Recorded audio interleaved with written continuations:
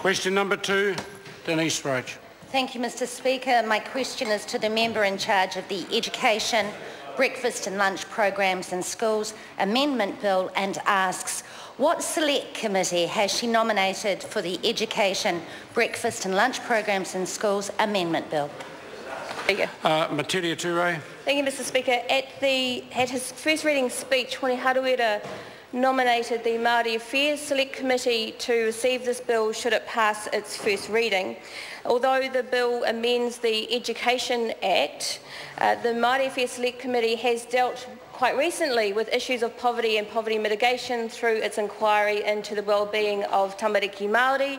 I have great confidence that the Māori Affairs Select Committee can deal with this bill very well. Supplementary question, Denise Roche. Thank you, Mr Speaker. Why has she nominated the Māori Affairs Select Committee to hear submissions on the Education, Breakfast and Lunch Programs in Schools Amendment Bill?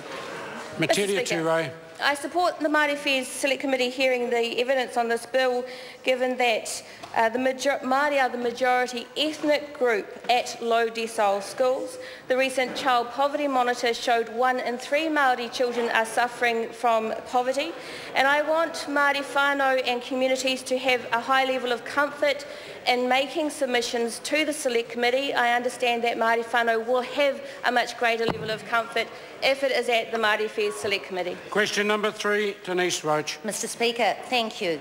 My question again is to the member in charge of the Education, Breakfast and Lunch